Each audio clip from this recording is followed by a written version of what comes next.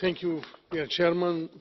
Dear colleagues, the draft resolution before this House identifies a number of key issues which I would like to endorse. First, the need to address urgently a serious upsurge in violence and human rights abuses. Second, the need to implement in full the political agreement of December 2016 and to create the right political atmosphere for credible, transparent and competitive elections.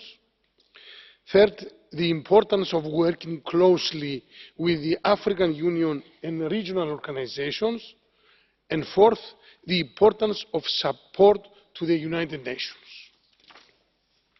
Regarding the United Nations, I share the deep regrets of this House at the assassination of the two members of the United Nations group of experts and their Congolese colleagues in Kasai in March this year.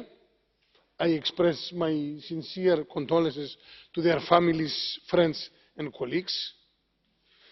But let me repeat once again that the agreement of December 2016 is the only pathway to a democratic and peaceful transition of power. The Catholic Bishops' Conference provided leadership in facilitating this agreement, and they deserve our particular recognition. But for that agreement to succeed, actors on all sides of the political spectrum have to act in the national interest.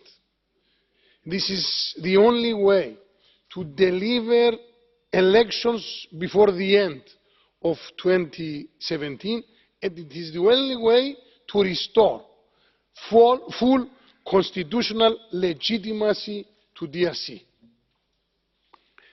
Regrettably, it is clear that the inclusivity required for a successful transition has not yet been achieved. This is the reality. In particular, as regards the composition of the current government and on the leadership of the National Council for the monitoring of the agreement. The intimidation and arbitrary arrest of opponents and activists and politically motivated prosecutions do not contribute to such an environment.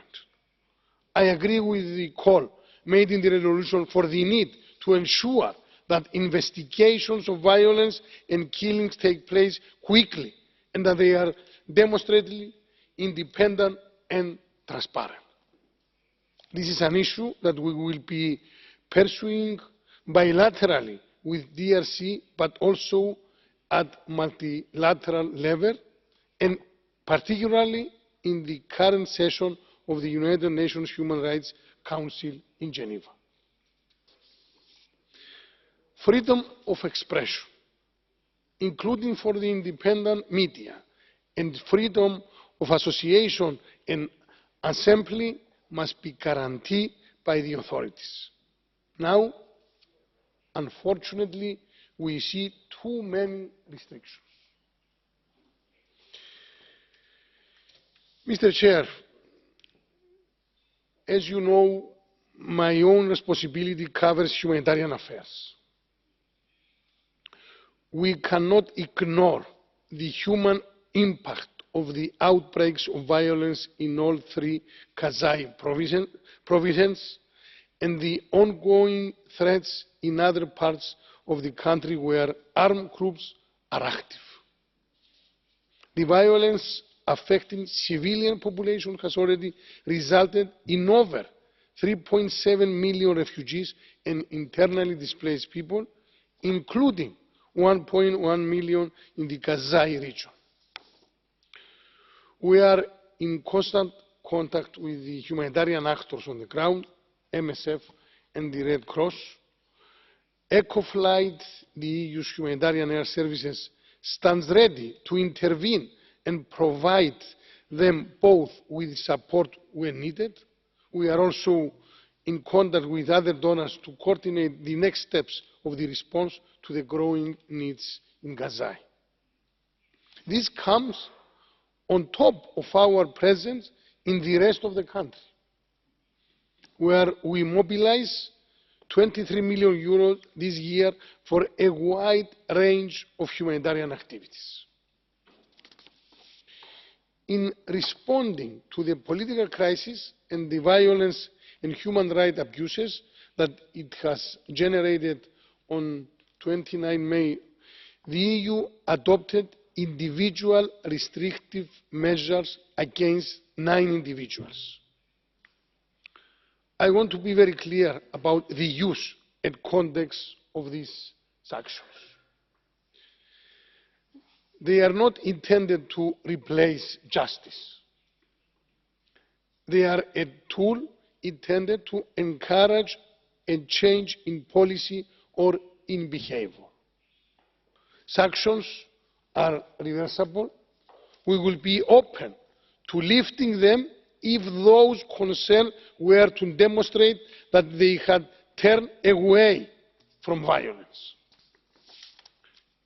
And sanctions are adaptable. The European Union will consider further listings for those at any level, including the political level, who would obstruct the way to a peaceful and consensual end of the crisis. I would like to end on a positive note. We believe there is potential for an African-led solution in line with UN Security Council 2348. We are encouraged by the interest shown by the African Union and by regional organisations such as the Southern African Development Community. We will support them as we also continue to support definitely MONUSCO, insisting on an energetic execution of its mandate. Resolution 2342 must be implemented in full, and the DRC authorities should allow MONUSCO to fulfil its entire mandate with the necessary resources. This includes the protection of civilians in the areas most affected by violence. We must also not forget the risk presented to DRC's neighbours and the need for contingency planning. We will also maintain support to DRC and its people through projects and programmes.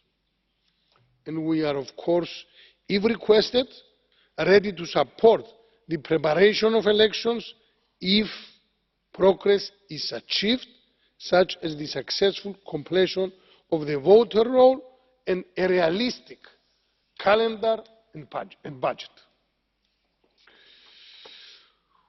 Once again, please remain assured that despite the difficult situation, the European Union is ready and willing to take part in political and policy dialogue to the benefit of the rights and aspirations of all Congolese citizens. Thank you so much for your attention.